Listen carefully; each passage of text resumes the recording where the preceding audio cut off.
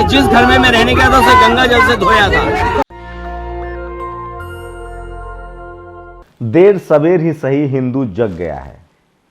हिंदू मतलब जाट, गुर्जर, पटेल, मराठा, गुर्जर, ठाकुर और सबके सबको लग रहा है कि धर्म में उसे ही अछूत कहा गया है, शूद्र कहा गया है।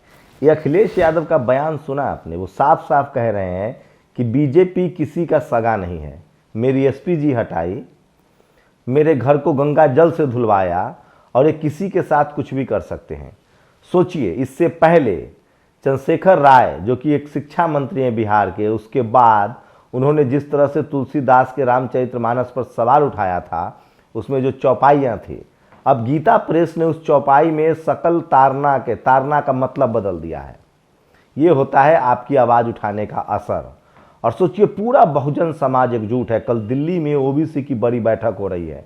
स्वामी प्रसाद मौर्य को जिस तरह से जान मारने की धमकी दी जा रही है, जिस तरह से उनके जीभ काटने की धमकी, गर्दन काटने की धमकी, उसके बाद देश भर में लगातार उनके समर्थन में प्रदर्शन हो रहे हैं। इससे साफ लगता है कि अब लोगों ने डरना छोड़ दिया है और वो अपने हक अधिकार के लिए जागरूक हैं। अखिलेश यादव ने साफ साफ कहा है कि स्वामी प्रसाद मौर्य जो हैं वो जाएं और वो आरक्षण की लड़ाई को आगे बढ़ाएं, जाति जनगणना की लड़ाई को आगे बढ़ाएं। अब ये तस्वीर देखिए, ये दो बड़े नेताओं की तस्वीर है। राजेंद्र पाल गौतम, जिन्होंने बाबा साहब की 22 प्रतिज्ञा दोहराई थी, अरविंद केजरीवाल ने हटा दिया, लेकिन स्वामी प्रसाद मौर्य उनसे मिलते हैं। वहीं आरजेडी ने चंद्रशेखर राय को नहीं हटाया है।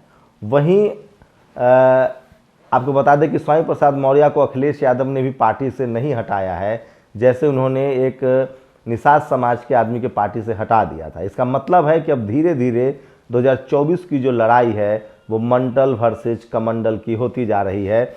और कल इसी को लेकर दिल्ली में ओबीसी की एक बड़ी बैठक है, जिसमें चाहे मौर्य हो या चंद्रशेखर राय हो, सबका वो लोग समर्थन कर रहे हैं। वही बिहार के राजस्व मंत्री, ये वीडियो देखिए।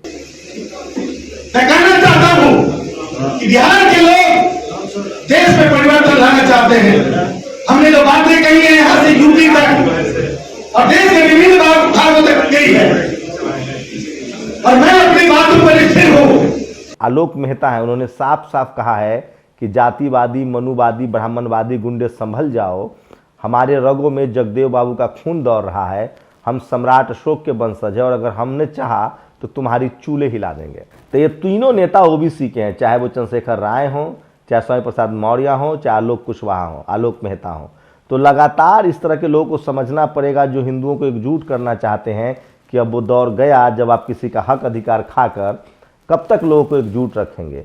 सवाल है कि इस तरह की स्थिति क्यों पैदा हुई, इस तरह के हालात क्यों पैदा हुए, जाति जनगणना क्यों नहीं हो रही है। आप कैसा भारत चाहते हैं? मीडिया में सारे के सारे ब्राह्मण समाज के लोग हैं, जुडिशियरी में सारे के सारे ब्राह्मण समाज के लोग हैं, कैबिनेट सेक्रेटरी में सारे के सारे ब्राह्मण समाज के लोग हैं। सोचिए, दिलीप मंडल कहते हैं एसपी सिंह ठाकुर समाज के थे, राजपूत थे, उन्होंने दिलीप मंडल को नौकरी दी और उन्होंने आरक्षण, ओबीसी आरक्षण का समर्थन किया था, उनको नौकरी गंवानी पड़ी।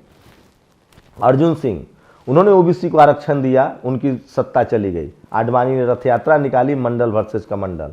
उसके बाद अर्जुन सिंह ने ओबीसी को शैक्षणिक कॉलेजों में आरक्षण दिया और कपिल सिब्बल नाम के एक ब्राह्मण ने उनको हटा दिया। और ये तीनों के योगदान को ओबीसी को नहीं भूलना चाहिए, एहसानमंद होना चाहिए। मैं इसीलिए कह रहा हूँ, शायद यही वजह है कि ठाकुर समाज के लोगों को भी न तो भारत रत्न दिया जा रहा है, न उनको सुप्रीम कोर्ट में जज बनाया जा रहा है, क्योंकि उनमें न्याय करने की क्षमता रही है। वहीं आप एक चीज़ और देखिएगा, इस देश में जाट हो, पटेल हो, मराठा हो, गुर्जर हो या ठाकुर हो, इन सब का रिप्रेजेंटेशन खत्म किया जा रहा है। आखिर क्या वजह है? इकोनॉमिक वीकर सेक्शन का जो आरक्षण है वो भी सिर्फ और सिर्फ ब्राह्मण समाज के लोगों को मिल रहा है। तो क्या ब्राह्मण समाज के लोग इस देश को तोड़ने में लगे हैं? धर्म के नाम पर मंदिर की सारी संपत्ति उनके पास है, दान पेटी की चाबी उनके पास है, पुजारी वो बनेंगे, कलेक्टर एसपी डीएम वो बनेंगे, चीफ जस्टिस से लेकर चपरासी तक वो बनेंगे, और बाकी लोग क्या करें? सिर्फ घंटी डोलाएं, सिर्फ दान पेटी में पैसा चढ़ाएं। ऐसे कहाँ हिंदू मजबूत होगा? मुसलमानों को दरकिनार करने की कोशिश है, लेकिन एक बात समझिए, ब्राह्मण समाज और अशरफ मुसलमान में चोली दामन का साथ है, क्योंकि अशराफ मुसलमानों में भी देखा जाता है कि वो ओबीसी मुसलमानों के आरक्षण का विरोध करते हैं। ठीक उसी तरह से ब्राह्मण समाज ही आरक्षण के विरोध में क्यों है? सवाल तो ये है। इस देश में जाटों ने आरक्षण मांगा, पटेलों ने आरक्षण मांगा, मराठाओं ने आरक्षण मांगा, इस देश में गुर्जरों ने आरक्षण मांगा, इस देश के ब्राह्मण टोली के ब्राह्मण पत्रकारों ने टीवी अखबारों में बैठकर उनका विरोध क्यों किया? ये सब सवाल है। और जाते जाते आलोक मेहता का ये भाषण सुन लीजिए। और मैं फिर कह रहा हूँ, ये देश तभी मुल्क मजबूत बनेगा जब इस देश के हर नागरिक को सम्मानजनक और बराबर का अधिकार होगा।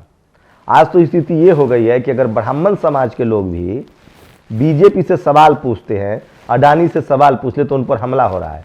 अनुराग ओझा को आप लोग सब जानते हैं, युवा हैं, लगातार सरकार से किसी धर्म के लेकर सवाल नहीं पूछ रहे हैं, कट्टर हिंदू हैं वो। इवन हिंदू क्या है, कट्टर सनातनी है, वैदिक धर्म को मानते हैं, सारी चौपाइयाँ याद है। उसके बाद भी बीजेपी से सवाल पूछने पर उन पर हमला हो जाता है। तो न ये धर्म के सगे हैं, न ये जाति के सगे, ये सिर्फ सत्ता के सगे हैं। और सब कुछ धर्म का भी इस्तेमाल ये सत्ता के लिए कर रहे हैं। पहले जाति का इस्तेमाल सत्ता के लिए करते थे। जब देश में स्वतंत्र हुआ, संविधान लागू हुआ, जब इनको लगा इन मनुवादी, जातिवादी, ब्राह्मणवादियों को कि अब इनकी सत्ता धर्म से बचेगी, तो इन्होंने धर्म की राजनीति शुरू कर दी। और इस देश में भाईचारा खतरे में है। सिख कहाँ जाएगा, जाट कहाँ जाएगा, सिख कहाँ जाएगा, बुद्धिस्ट कहाँ जाएंगे, ईसाई कहाँ जाएंगे, जैन कहाँ जाएंगे? ये बागेश्वर धाम शास्त्री रोज कहता है हिंदू राष्ट्र बनाना है। हिंदू राष्ट्र नहीं बनाना है, ब्राह्मण राष्ट्र बनाना है, ताकि 97% आबादी इस देश का लाचार, बेबस, गरीब रहे, सेवा करे, और ये 3% लोग मलाई खाएं। ये देश को तोड़ने वाले लोग हैं, जोड़ने वाले नहीं हैं, समझिएगा जरूर। और जाते जाते आलोक मेहता का ये वीडियो सुनिए। हर मीडिया था, उसके बावजूद मैं देख रहा हूं कि बहस हो रही, माफी मांगी, गोली मार देंगे,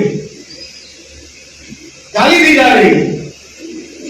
तो मैं उन लोगों को चेतावनी देना चाहता हूं कि सुन लो, आलोक मेहता के रगों में शहीद बलिदानी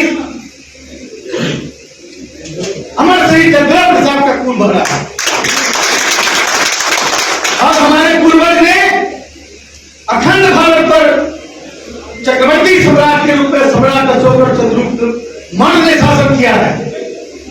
चूल हिला के रख देंगे और मेरी चेतावनी है। और आलोक मेहता गिरा भक्ति से डरने वाला नहीं है। मैं कहना चाहता हूं कि बिहार के लोग देश में परिवर्तन लाना चाहते हैं।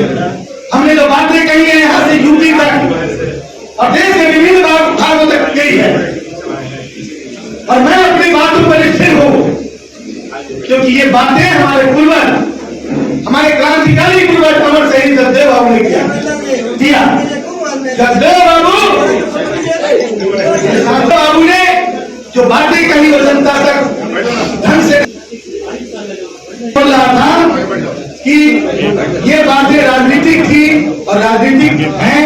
लेकिन मैं इतना बात जरूर कहना चाहता हूं कि हम लोग को चूड़ी पहन के नहीं बैठे हुए, और पूरे 90% की ताकत तेजस्वी प्रसाद यादव, लालू जी और तमाम महागठबंधन के लोग इस विचार के साथ हैं। यदि हरियाणा है तो आज हम मैदान में आने वाला चुनाव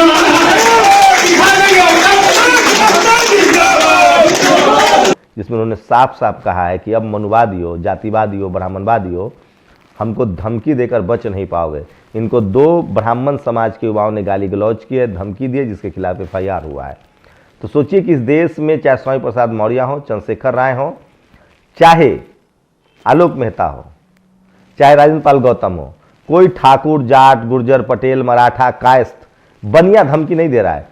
सिर्फ ब्राह्मण समाज के लोगों को ही क्या दिक्कत है, ये सबसे बड़ा सवाल है। क्या ब्राह्मण समाज के लोग इस देश को तोड़ना चाहते हैं? क्या लोगों को लड़ाना चाहते हैं? क्या इस देश के लोगों को वो गुलाम बनाना चाहते हैं? और क्या इस देश के चपरासी से लेकर चीफ जस्टिस तक, पत्रकार, कॉलेज, यूनिवर्सिटी, मीडिया, जुडिशरी, हर जगह वो अपना कब्जा चाहते हैं? जाति जनगणना से वो क्यों घबराते हैं? जाति जनगणना, और इस सबके लिए सारा ब्राह्मण दोषी नहीं है। ये जो मीडिया में बैठे हुए जो ब्राह्मणवादी लोग हैं वो ज़्यादा दोषी हैं। इन्होंने इस देश को बेड़ा गर्क कर रखा है। अपनी प्रतिक्रिया जोड़ दीजिए। शुक्रिया। नेशनल दस्तक की आपसे गुजारिश है कि अगर इसको बचाना चाहते हैं तो नेशनल दस्तक को सब्सक्राइब करने के लिए रेड कलर के सब्सक्राइब बटन को दबाएं, फिर बेल आइकन की घंटी दबाएं। नेशनल दस्तक को बचाने के लिए बहुत जरूरी है कि हर खबर को शेयर करें, लाइक करें, कमेंट जरूर करें।